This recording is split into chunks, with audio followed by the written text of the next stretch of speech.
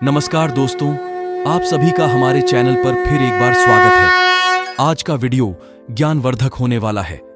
Video को पूरा देखें और चैनल पर नए हैं तो सब्सक्राइब जरूर करें। आज के वीडियो में आप जानेंगे कि किस कारण पुत्र भाग्य नहीं होता और उसके क्या उपाय हैं। दोस्तों, एक बार माता लक्ष्मी क्षीर सागर में भगवान विष्णु के पैर दबा रही थी। तो पैर दबाते दबाते माता लक्ष्मी ने भगवान विष्णु से कहा, हे प्रभु, मेरे मन में 3 प्रश्न उठ रहे हैं।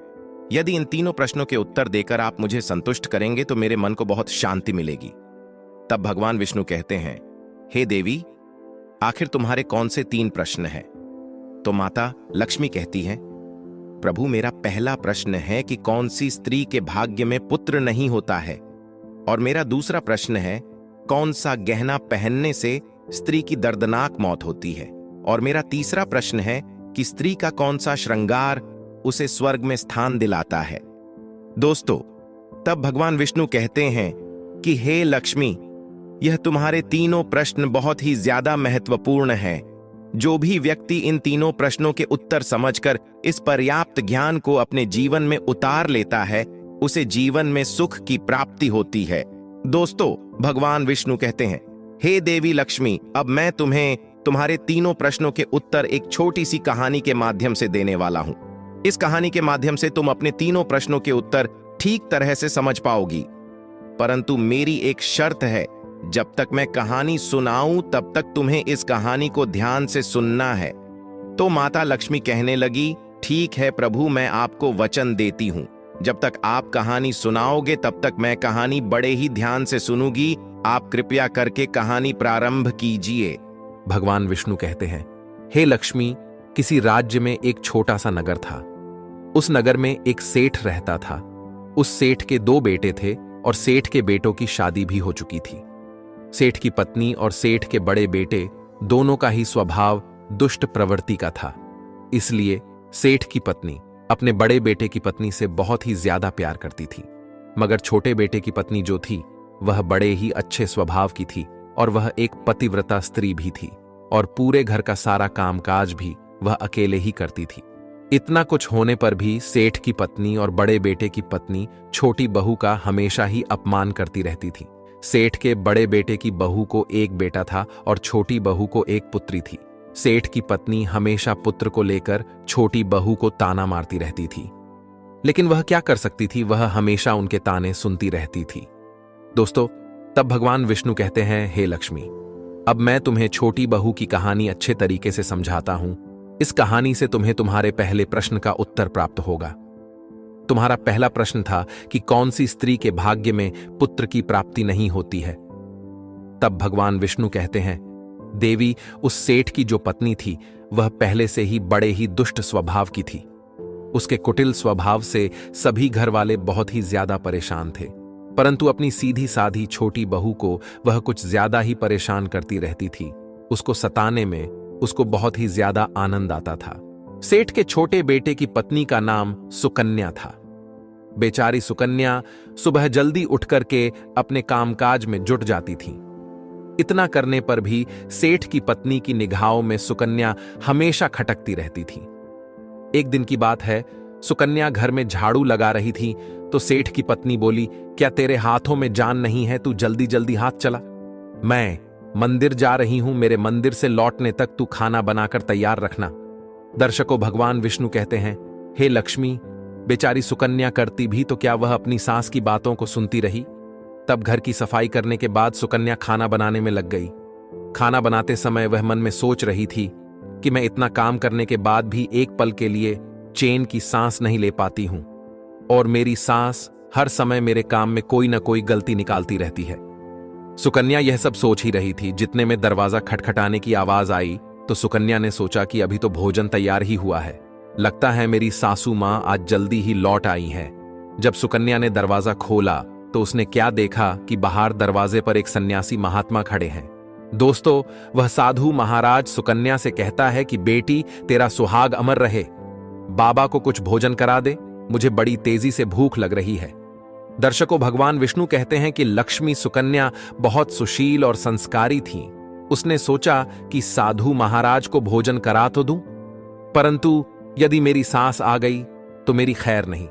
फिर कुछ देर सोच विचार करने के बाद में उसने सन्यासी को भोजन करने के लिए अंदर आने को कहा, और उसी समय सुकन्या के मन में विचार आया कि सास से डरना कैसा।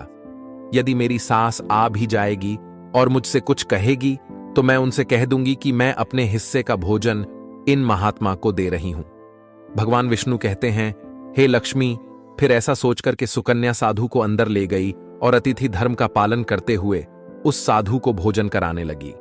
अभी साधु भोजन कर ही रहा था कि सुकन्या की सास आ गई, और फिर साधु को घर के अंदर बैठा भोजन करते देख करके उसका गुस्सा 7वें आसमान पर जा चढ़ा, और एकदम से साधु महाराज से कहने लगी कि यहां कोई भंडारा नहीं चल रहा है, उठ भीख मंगे बाहर निकल। सुकन्या ने अपनी सांस को रोकने की बहुत कोशिश की, परंतु उस दुष्ट स्त्री ने सन्यासी को धक्के मारकर घर से बाहर निकाल दिया और उसका खाना उठाकर फेंक दिया। अब उसका क्रोध सुकन्या पर टूटा और कहने लगी, मैंने तुझसे कहा था कि अन्न का एक दाना भी बर्बाद मत करना, लेकिन तूने यह क्या किया? तूने इस महात्मा को इतना सारा अन्न खाने को दिया। दोस्तों, भगवान विष्णु कहते हैं, हे लक्ष्मी। सुकन्या डरती हुए बोली, मां जी, मैंने तो उसे अपने हिस्से का भोजन दिया था, इसमें इतना भला बुरा कहने की क्या बात है? अतिथि तो भगवान का स्वरूप होता है, और अतिथि धर्म का पालन तो हर गृहस्थ को करना चाहिए। भगवान विष्णु कहते हैं, इस प्रकार काफी देर तक सास बहू की तकरार चलती रही। अंत में उस कुटिल सास ने सुकन्या को भी धक्के मार करके घर से निकाल दिया। अब वह बेचारी रोती हुई घर का दरवाजा पिटती रह गई, परंतु उसकी सांस पत्थर जैसी बन गई, उसका दिल नहीं पसीजा। अब सुकन्या के पास में एक ही रास्ता बचा था कि वह अपने मायके में लौट जाए। दर्शकों, भगवान विष्णु कहते हैं, हे लक्ष्मी। इस प्रकार सुकन्या दुखी होकर के अपने मायके के लिए निकल गई, और बीच रास्ते में एक घना जंगल भी पड़ता था। सुकन्या भूख प्यास से तड़पती हुई अपने मायके के लिए चली जा रही थी। तभी अचानक जोरों से बादल गरजे और मूसलाधार बारिश शुरू हो गई। भगवान विष्णु कहते हैं, बारिश से बचने के लिए सुकन्या ने एक पेड़ की शरण ली, लेकिन वर्षा का वेग इतना तेज था कि बचना मुश्किल हो गया था। अब उसी पेड़ की जड़ में एक कोटर बना था। सुकन्या यह सोचकर उसमें घुस गई कि बारिश रुकने के बाद में वह बाहर निकल आएगी, और जब तक वर्षा हो रही है वह कोटर के अंदर बारिश से अपनी सुरक्षा कर सकती है। जब सुकन्या उस पेड़ के कोटर में घुसी तो उस कोटर के अंदर उसे एक साधु मिले। फिर संत ने कहा, बेटी, रोना बंद करो। मुझे मालूम है कि तुम्हारे घर वाले तुम्हारा अनादर इसलिए करते हैं कि वह दुष्ट प्रवृत्ति के हैं, और तुम्हें ताना इसलिए मारते हैं कि तुम्हारी जेठानी को पुत्र की प्राप्ति हो गई है और तुम्हें अभी तक पुत्र की प्राप्ति नहीं हुई है। इसलिए तुम चिंता मत करो, मैं तुम्हें एक पर्ची देता हूं। इस पर्ची में जो उपाय लिखा है उसे पूरी निष्ठा से करना, और फिर तुम्हें एक गुणवान पुत्र प्राप्ति होगी। दर्शकों, इस प्रकार वह संत महात्मा पर्ची देकर वहां से अंतर्ध्यान हो गए। उधर जब वर्षा बंद हो गई तो सुकन्या को ढूंढता हुआ उसका पति वहां पर पहुंच गया, और फिर सुकन्या मायके न जाकर उसी जंगल में एक कुटिया बनाकर रहने लगी। भगवान विष्णु कहते हैं, हे लक्ष्मी। एक दिन की बात है, सुकन्या को पुत्र का ख्याल आया और सोचने लगी कि यदि मेरे पास में भी एक पुत्र होता तो ससुराल में मेरी भी इज्जत होती। वह ऐसा सोच ही रही थी कि उसे संत की दी हुई वह पर्ची याद आ गई, और जब सुकन्या ने पुत्र प्राप्ति के लिए उस पर्ची को पढ़ा तो उसमें लिखा था कि बेटी पुत्र प्राप्ति के लिए हमेशा स्त्री को रात्रि के समय पुरुष के बाईं तरफ सोना चाहिए। ऐसा करने से कुछ समय के बाद में बाईं करवट लेटने से नाक का दायां स्वर और दाहिनी करवट लेटने से नाक का बायां स्वर चालू हो जाता है, और फिर जब भी पुत्र प्राप्ति की इच्छा हो तो उस स्थिति में मिलन से पहले यह निश्चित कर लेना चाहिए कि पुरुष का दायां स्वर चलने लगे और स्त्री का बायां स्वर चलने लगे। उसी समय गर्भ धारण किया जाना चाहिए। ऐसा करने से निश्चित ही पुत्र की प्राप्ति होती है, और इसके विपरीत नाक के स्वर चलने से पुत्री की प्राप्ति होती है। दर्शकों, पर्ची में आगे लिखा था कि मासिक धर्म शुरू होने के प्रथम 4 दिवस में मिलन से पुरुष रोग को प्राप्त होता है। 5वीं रात्रि में मिलन से कन्या की प्राप्ति होती है। 6ठी रात्रि में मिलन से पुत्र होता है। 7वीं रात्रि में मिलन से बंध्या पुत्री होती है। 8वीं रात्रि में मिलन से ऐश्वर्यशाली पुत्र होता है। 9वीं रात्रि में मिलन से ऐश्वर्यशाली पुत्री होती है। 10वीं रात्रि में मिलन से अतिश्रेष्ठ पुत्र होता है। 11वीं रात्रि में मिलन से सुंदर व अच्छे संस्कार वाली पुत्री होती है। दर्शकों, भगवान विष्णु कहते हैं, हे लक्ष्मी, इस प्रकार उस सुकन्या ने 10वीं रात अपने पति से मिलन किया और गर्भ धारण किया। अब सुबह स्नान आदि क्रिया से निवृत्त होकर के पूजा पाठ करके सुकन्या का पति लकड़ी काटने चला गया। उसके पति के जाने के बाद तूफान आ गया। अब सुकन्या की झोपड़ी तूफान में उड़ गई और भारी बारिश होने लगी। और फिर सुकन्या बारिश से बचने के लिए एक पेड़ पर एक पता लिखती है। यह पता उसी कोटर का था जिस कोटर में सुकन्या बारिश से बचने के लिए पहले छुप गई थी। और सुकन्या ने पेड़ के ऊपर पता इसलिए लिखा था कि जब उसका पति वापस आए तो पेड़ पर लिखा हुआ पता पढ़ करके उसी कोटर के पास आ जाए। दर्शकों, भगवान विष्णु कहते हैं, हे लक्ष्मी, उधर सुकन्या उस कोटर में आकर छुप जाती हैं, जो कोटर एक पेड़ की जड़ में बना हुआ था। उस पेड़ के पास में 2 राक्षसी का निवास स्थान था। इधर तो वह सुकन्या वर्षा से बचने के लिए उस कोटर में छुपी हुई थी और उधर वह दोनों राक्षसी बारिश से परेशान होकर के उस पेड़ की तरफ चली आ रही थी। फिर तो पेड़ के नीचे आकर के एक राक्षसी कहने लगी, अब तो चला भी नहीं जाता, वरना मन तो कर रहा था कि सोना टापू पर चली जाऊं। तभी दूसरी राक्षसी बोली, इसमें क्या बड़ी बात है, ये पेड़ हमें अभी उड़ा करके वहीं पहुंचा देगा जहां पर सोने का टापू है। दर्शकों, ऐसा कहकर कि वह दोनों राक्षसी पेड़ की शाख पर बैठ गई और पेड़ एकदम से उड़ने लगा। उधर थकी हारी सुकन्या कोटर में छुपी हुई थी। कोटर में घुसते ही सुकन्या को नींद आ गई थी, लेकिन पेड़ के उड़ने से लगने वाले झटकों से सुकन्या की नींद खुल गई और पेड़ को उड़ता देखकर कि वह एकदम से घबरा गई। दर्शकों, जब सुकन्या ने कोटर से बाहर देखा तो पेड़ की डाल पर 2 राक्षसी बैठी थीं। अंततः सुकन्या ने परिस्थिति के साथ समझौता किया और सोचा कि जो होगा अच्छा ही होगा। फिर कुछ देर की उड़ान के बाद में वह पेड़ एक सोना टापू पर पहुंचकर के उतर गया। उधर दोनों राक्षसी को भूख लग रही थी, इसलिए वह दोनों शिकार की तलाश में निकल गई। भगवान विष्णु कहते हैं, हे लक्ष्मी, उन दोनों राक्षसी के जाने के बाद में सुकन्या कोटर से बाहर निकली और उसने चैन की सांस ली। अब जैसे ही सुकन्या ने सोना टापू पर फैली रेत को देखा तो एकदम से अचंभित में पड़ गई कि यह रेत तो चमचमा रही है। और जैसे ही सुकन्या ने रेत को हाथों में उठाया तो एकदम से चिल्लाने लगी, अरे यह तो सोने की रेत है। और फिर सुकन्या ने अपनी साड़ी की आंचल में वह जितनी रेत बांध सकती थी उसने बांध ली और पुनः आकर के उसी कोटर में छिप गई। दर्शकों, भगवान विष्णु कहते हैं, इधर तो सुकन्या का उस कोटर में वापस जाना हुआ, उधर दोनों राक्षसी पेड़ पर वापस आ गई और वह आपस में कहने लगी, आज तो भरपेट खाना खा करके पूरी तृप्ति हो गई, अब चलो वापस लौट चलते हैं हम जहां से आए थे। और फिर इस प्रकार थोड़ी देर में वह पेड़ उड़ करके उसी स्थान पर पहुंच गया जहां से वह पेड़ उड़ करके गया था। भगवान विष्णु कहते हैं, लक्ष्मी, वह सुकन्या तब तक उसी कोटर में छुपी रही जब तक किसी कार्यवश वह राक्षसी उस पेड़ से चली नहीं गई। और जैसे ही वह दोनों उस पेड़ से चली गई, वैसे ही सुकन्या सोने की रेत लेकर के उस कोटर से बाहर आ गई और मन में सोचने लगी कि इतना सारा सोना देख करके मेरी सासू मां खुश हो जाएगी और अब मैं अपने ससुराल वापस जाऊंगी और अपनी सासू मां को इतना सारा सोना दूंगी, फिर वह मुझसे कभी भी नफरत नहीं करेगी और मुझसे प्यार करने लगेगी।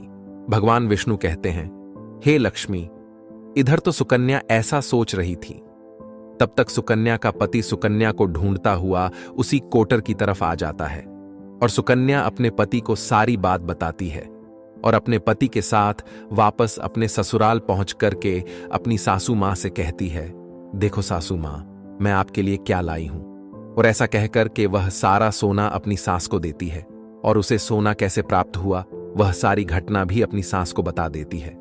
भगवान विष्णु कहते हैं, सोना लेने के बाद में सुकन्या की सास एकदम से क्रोधित होकर के बोली, तू बहुत कम सोना लेकर के आई, तुझे वहां पर जितना भी सोना था सारा सोना लेकर आना चाहिए था। फिर अपनी सास की बात सुन करके वह सुकन्या कहने लगी, मां जी, हमारी 3-4 पीढ़ियों के लिए इतना सोना काफी है। तो सास कहने लगी, अरे मूर्ख, सोना भी काफी होता है क्या? जितना हो उतना ही कम है। अब देख, मैं जाऊंगी और कितना सोना लेकर आती हूं। भगवान विष्णु कहते हैं, हे लक्ष्मी, सुकन्या ने अपनी सास को बहुत समझाया परंतु उस लालची दुष्ट स्त्री के समझ में एक भी बात नहीं आई। उसने सुकन्या की एक भी बात नहीं सुनी और जाकर के उसी पेड़ के कोटर में बैठ गई। उधर वह दोनों राक्षसी जैसे ही पेड़ पर आई तो एकदम से वह पेड़ उड़ने लगा। इधर तो पेड़ उड़ता हुआ जा रहा था, उधर वह सुकन्या की सास मन ही मन में बहुत खुश हो रही थी कि आज मैं बहुत सारा सोना एक साथ फटोर के लाऊंगी। उसी समय एक राक्षसी कहने लगी, चलो आज स्वर्ण द्वीप पर न चलकर के मत्स्य द्वीप पर चलते हैं, आज मछलियां खाने का बहुत मन कर रहा है। और फिर जैसे ही राक्षसियों ने मछली खाने का मन बनाया, वैसे ही वह पेड़ मत्स्य द्वीप की तरफ उड़ चला। भगवान विष्णु कहते हैं, हे लक्ष्मी, इस प्रकार राक्षसियों की बात सुनकर के कोटर में बैठी वह लालची स्त्री स्वयं पर संयम नहीं रख सकी और एकदम से बोल पड़ी, अरे तुम सोना टापू क्यों नहीं जा रही हो? मत्स्य द्वीप मत जाओ, सोना टापू पर चलो। अब जैसे ही उस लालची स्त्री इतनी आवाज दी तो राक्षसियों ने समझ लिया कि इस पेड़ की कोटर में कोई जरूर छिपा बैठा है और उन्होंने एकदम से जैसे ही कोटर में प्रवेश किया और फिर जैसे ही उन दोनों राक्षसियों ने उस लालची स्त्री को देखा तो एकदम से उसे उठा करके पेड़ से नीचे फेंक दिया और धरती पर गिरते ही उस लालची स्त्री की मौत हो गई। अब जैसे ही सूचना उसके घर वालों को मिलती है तो उस स्त्री का पति यानी सुकन्या का ससुर सुकन्या के पास जाता है और उससे कहते हैं, बेटी, मैं तो उसे पहले से ही समझाता था कि तू ऐसा काम मत कर, कभी भी किसी को लालच नहीं करना चाहिए और बहुएं बेटी की तरह होती हैं, उनको प्यार देना चाहिए। मगर उसने मेरी एक भी बात नहीं मानी और उसे उसके कर्मों का फल आज मिल गया। भगवान विष्णु कहते हैं, हे लक्ष्मी, उधर सुकन्या अपने पति के साथ में सुखपूर्वक जीवन यापन करने लगी। फिर कुछ समय गुजरने के बाद में सुकन्या को एक गुणवान पुत्र की प्राप्ति हुई और पुत्र की प्राप्ति के बाद सुकन्या की खुशी का ठिकाना नहीं रहा और वह भगवान का शुक्रिया करने लगी। उधर सेठ के बड़े बेटे की बहू, जो हमेशा सुकन्या को पुत्र को लेकर ताने मारती रहती थी, जब सुकन्या को पुत्र की प्राप्ति हो गई और उसे धन भी प्राप्त हो गया, उधर सेठ के बड़े बेटे और बहू के दिन गरीबी में गुजरने लगे। तो सेठ की बड़ी बहू जाकर के सुकन्या के आगे हाथ जोड़ करके अपनी गलती के लिए माफी मांगने लगती है। सुकन्या एक बहुत ही दयावान स्त्री थी और बहुत ही मधुर संबंध वाली स्त्री थी, इसलिए वह अपनी जेठानी को माफ कर देती है और वह जो भी सोना लेकर आई थी उसमें से कुछ सोना वह अपनी जेठानी को भी दे देती है। इस प्रकार वह पूरा परिवार अच्छे से जीवन यापन करने लगता है। भगवान विष्णु कहते हैं, लक्ष्मी, इस प्रकार जब समय धीरे धीरे सुखपूर्वक व्यतीत होने लगा तो सेठ की बड़ी बहू का जो पुत्र था वह अवगुणी था, इसलिए उसने सारा धन अवगुणों में बर्बाद कर दिया और सुकन्या को जो पुत्र हुआ था वह बहुत ही गुणवान था। वह अपने जीवन में इतना आगे बढ़ा कि उसने अपने माँ बाप का नाम रोशन कर दिया। और फिर जब सुकन्या और उसकी जेठानी का जीवन समाप्त हुआ तो सुकन्या को स्वर्ग की प्राप्ति हुई और उसकी जेठानी को नरक में स्थान मिला। भगवान विष्णु कहते हैं, लक्ष्मी, तुम्हारा पहला प्रश्न था कि कौन सी स्त्री के भाग्य में पुत्र नहीं होता, तो समझ लो संत के द्वारा दिए गए पर्चे के विपरीत जो कार्य करते हैं उनके भाग्य में पुत्र योग नहीं होता। भगवान विष्णु कहते हैं, लक्ष्मी, तुम्हारा दूसरा प्रश्न था कि कौन सा गहना पहनने से स्त्री या पुरुष की दर्दनाक मौत होती है, तो समझ लो वह है लालच रूपी गहना, जो सेठ की पत्नी ने पहना था और खूब सारा सोना लाने के लालच में कोटर घुस गई और राक्षसियों द्वारा नीचे फेंक दिए जाने के कारण सेठ की पत्नी की दर्दनाक मौत हो गई। इसलिए लालच रूपी गहना कभी नहीं पहनना चाहिए।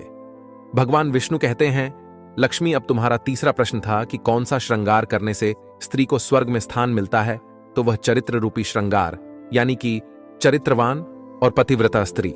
सेठ की छोटी बहू सुकन्या की तरह मृत्यु के बाद स्वर्ग में जाती है, इसलिए हर विवाहित स्त्री को पतिव्रता और चरित्रवान होना चाहिए। दोस्तों, आपको यह कहानी कैसी लगी, कृपया हमें कमेंट में जरूर बताएं। दोस्तों, आशा करते हैं कि इस वीडियो से आपको कुछ ना कुछ सीखने को मिला होगा। वीडियो अच्छी लगी हो तो वीडियो को लाइक करें और चैनल को सब्सक्राइब जरूर करें, क्योंकि आपका प्यार ही हमारा मोटिवेशन है। मिलते हैं अगले वीडियो में, तब तक के लिए अपना ख्याल रखें।